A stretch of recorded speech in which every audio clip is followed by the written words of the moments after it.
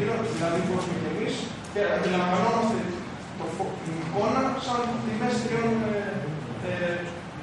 τριών components.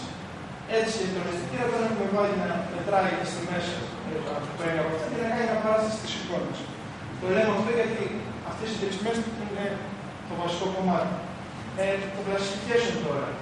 Το classification στην ουσία αυτό που κάνει είναι να προσπαθήσει να κάνει mapping. Θα του δώσουμε εμείς κάποια δεδομένα και να προσπαθήσει να κάνει mapping τα δεδομένα, δηλαδή να μάθει έναν τρόπο να δίνει αυτά τα δεδομένα, να δίνει μια συγκεκριμένη έξοδο. Αυτό πώς το κάνει με διάφορες μεθόδους εκτίμησης. Το τελευταίο που αφήσαμε είναι για το τι είναι τα color classes. Πολλοί από τα color classes είναι τα χρώματα που έχουμε στο ρόμπο, στο standard platform. Το πορτοκαλί, η μπάλα, το τέρμα, τα δύο τέρματα, οι γραμμές, το δάπεδο, οι δύο στολές των παιχτών. Και αυτό που έχουμε κάνει για να διευκολύνουμε το έργο μας είναι να ορίσουμε άλλη μια κλάση, πολύ απλά όλα τα υπόλοιπα χρώματα που δεν μας ενδιαφέρουν. Αυτή είναι μια αναπαράσταση για το πώς δουλεύει το color recognition. Εμείς βλέπουμε την εικόνα, έχουμε εκτελέσει τη διαδικασία που είπαμε, έχουμε μάθει αυτή τη σχέση που κάνει με τα δεδομένα εισόδου και μας δείχνει πώς είναι η έξοδος. Δεν είναι τέλεια, αλλά είναι αρκετά ικανοποιητική.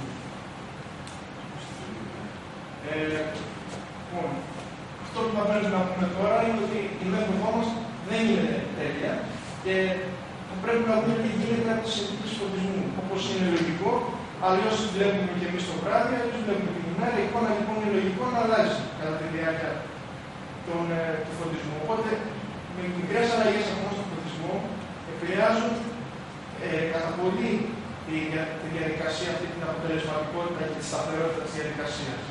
Η λύση που δίνονται είναι να κάνουμε calibration, δηλαδή να ξαναεπαναλαμβάνουμε τη διαδικασία στο καινούριο φωτισμό ή να δημιουργήσουμε μια μέθοδο η οποία θα προσαρμόζεται στις καινούργιες αυτές συνθήκες. Ενδεικτικά για την ίδια εικόνα και τα ίδια δεδομένα, ενώ βλέπουμε ότι η αναπαράσταση, βλέπουμε την εικόνα στο οποίο φωτισμό και βλέπουμε πώς η αναπαράσταση αλλάζει. Μαζεύεται. Πώς είναι λογικό, θα πρέπει να αλλάξει το μάθημα αυτό που έχει μάθει η σχέση μας και ακόμα χειρότερα μαζεύονται πάρα πολύ κοντά, κάνοντας ακόμα αυτό το μάθημα πιο δύσκολο. Ένα παράδειγμα για το πώς επηρεάζεται τη μέθοδος είναι ότι έχουμε μια εικόνα τραβήξει στο φωτισμό α, έχουμε κάνει αυτό το μάθημα των σχέσεων, παίρνουμε αυτό το αποτέλεσμα, που είναι πολύ καλό, και δοκιμάζουμε αυτό το mapping στην ίδια εικόνα ακριβώς κάτω από ένα άλλο φωτισμό. Και βλέπουμε ότι έχει αρχίσει να χαλάει, το μπλε δεν το βλέπει καθόλου, την μπάλα την μπερδεύει, το πράσινο αρχίζει να χαλάει. Αυτό λοιπόν δεν μας αρέσει. Θέλουμε κάτι το οποίο είναι σταθερά, σχετικά σταθερό και αξιόπιστο. Αναλυτικά τώρα. Κάναμε μια παρουσίαση το ποιο είναι το πρόβλημά μας, το ότι πρέπει να κάνουμε το color recognition και πρέπει να το προσαρμόσουμε κάτι τις συνθήκες φωτισμού και τώρα θα αναλύσουμε τα στάδια της προηγούμενης διαδικασίας που είπαμε ότι κάνει το mapping. Τα στάδια αυτά είναι 4. Το πρώτο στάδιο έχει να κάνει με τη συλλογή εικόνων και τη διαλογή αυτών με τέτοιο τρόπο, ώστε θα θέλαμε σε αυτές τις εικόνες να περιέχονται όλες οι κλάσεις χρώματος, ώστε αργότερα πολύ απλά να βγάλουμε δεδομένα και να μας δώσει κάποια σχέση. Αν δεν υπάρχει κάποια κλάση χρώματος μέσα σε αυτά τα δεδομένα, δεν μπορούμε να βγάλουμε τη σχέση. Στη συνέχεια, θα πρέπει από αυτές τις εικόνες που έχουμε διαλέξει να μαζέψουμε τα δεδομένα που θέλουμε, να τα δώσουμε σε έναν αλγόριθμο μάθησης και να μας κάνει το mapping το οποίο θα το χρησιμοποιήσουμε για να κάνουμε το recognition του χρώματος.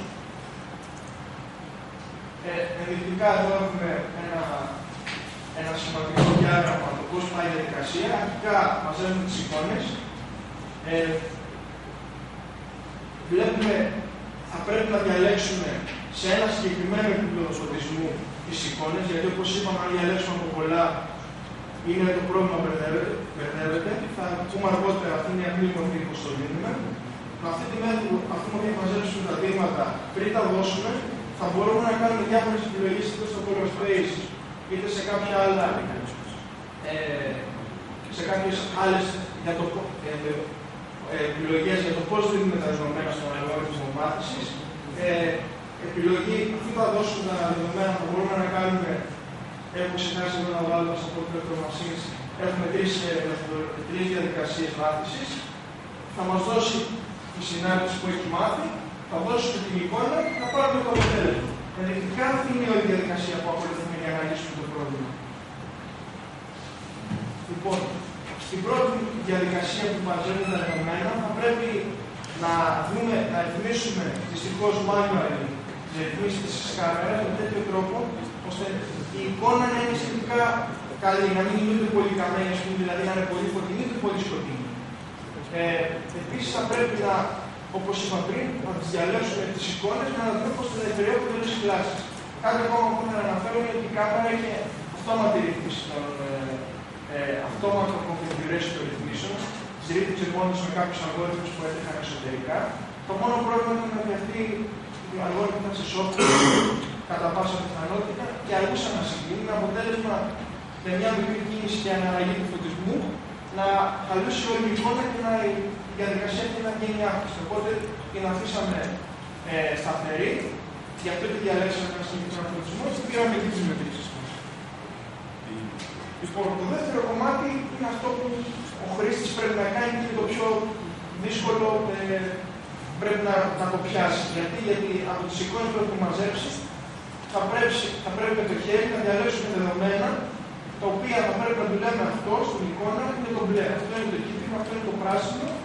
Και έτσι στη συνέχεια αυτό που πούμε θα τα δώσουμε στον αλγόριθμο μάθηση σε έναν από τους τρεις που αναφέραμε πριν και θα μας βγάλει μια σχέση. Να μάθουμε μια σχέση, ένα μάπη. Το τελευταίο κομμάτι το segmentation το πιο απλό. Θα του δώσουμε αυτό το μάπη, θα πάρουμε μια εικόνα και θα μας δώσει ένα approximation της εικόνας.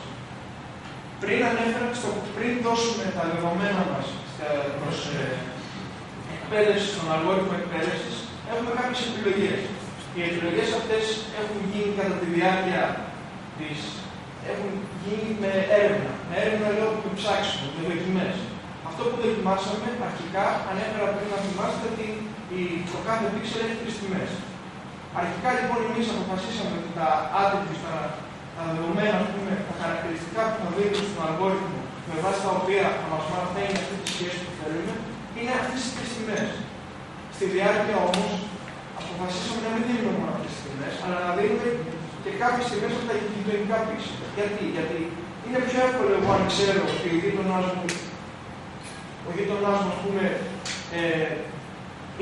ανήκει Ολυμπιακός και είναι πιο κοντά σε μένα, θα είναι και εγώ κατά πάσα πιθανότητα το ίδιο. Οπότε, δοκιμάζοντας αυτές τις τρεις επιλογές, καταλήξαμε στο να δούμε αντί για 3, 15 και 27. Μετά από πολλές δοκιμές, επειδή οι συγκεκριμένοι αλγόριθμοι κάνανε feature selection, δηλαδή από όλα αυτά τα attributes που τους δίναμε, είτε τα 3, είτε τα 15, είτε τα 27, κρατούσαν μόνο αυτά που πραγματικά τους ενδιαφέραν, παρατηρήσαμε ότι αυτό με τα πολλά features και με τα 27 δεν χρησιμοποιούνται πάρα πολύ. Και επιπλέον, επειδή ήταν 27, το να πάρουμε το αποτέλεσμα, το μάθημα θα ήταν μεγαλύτερο και το αποτέλεσμα του segmentation θα αργούσε περισσότερο. Κάτι που καταπατούσε τα time constraints του ρομπότ. Το δεύτερο επιλογή ήταν το color space. Είτε σε RGB, είτε σε YUV, είτε σε HSV, είτε σε LAB. Το καθένα από αυτά έχει τις δικές του ιδιότητες. Μας δίνει μια αναπαράσταση του χρώματος. Η εναλλαγή μεταξύ κάποιων είναι γραμμική, δηλαδή το ένα στο άλλο πάμε και γυρίζουμε πίσω χωρίς να χάσουμε καθόλου πληροφορία. Κάποια είναι γραμμικά, μια μελλοντική επέκταση, α το πούμε, θα ήταν να κάνουμε συνδυασμό. Κάτι το οποίο δεν μπορεί να γίνει βέβαια. Δηλαδή να πάρουμε δεδομένα από την ίδια εικόνα σε δύο προσθέσεις, να τις συνδυάσουμε και είναι σίγουρο ότι θα μας δώσουν πληροφορία επιπλέον. Κάτι το οποίο δεν μπορεί να γίνει βέβαια στο ρομπότ, γιατί η εναλλαγή από ένα χρόνο στο άλλο κοστίζει σε χρόνο και δεν το έχουμε διαθέσιμο. Στο ρομπότ το native format, δηλαδή το format που μας δίνει η κάμερα, το hardware είναι σε YUV. Οπότε οι περισσότερες, ας το πούμε,